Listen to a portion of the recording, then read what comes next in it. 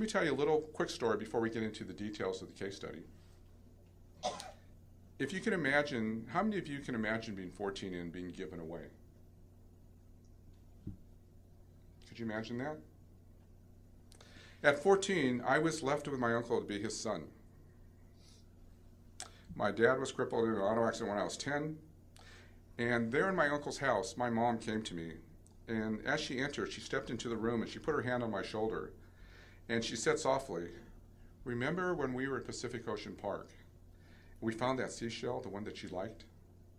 And you were fascinated with the way it caught the light and the patterns on it. And I remember that seashell, and I remember the beige sand, and I remember the warm sunlight and how it felt." And Mom continued. She said, "I showed you the patterns on there and how they repeated themselves."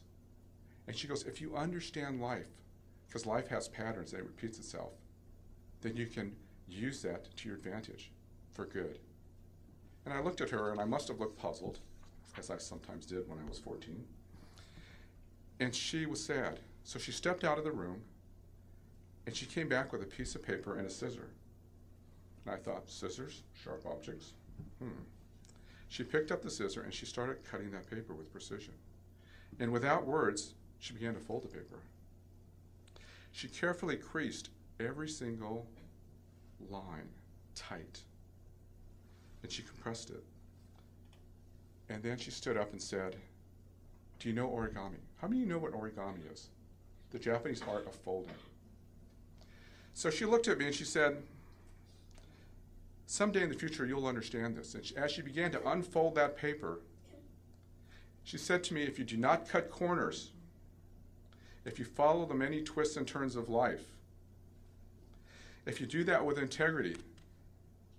And when she did that, she unfolded that paper, and yes, in front of me, as she popped the center of that, stood before me a perfect, beautiful 8-petal rose. And I looked at her, and I said, with awe, with the intricacies of life, "How did you do that?" And she said, "Understand this, son. You can create the patterns in your life. Form life as this paper has done, so that you can create a future that unfolds into the beauty of your dreams and construct it the way you want to live it. This can happen if you do the right things." And I sat there, and at that moment, at 14, all I knew was origami was cool.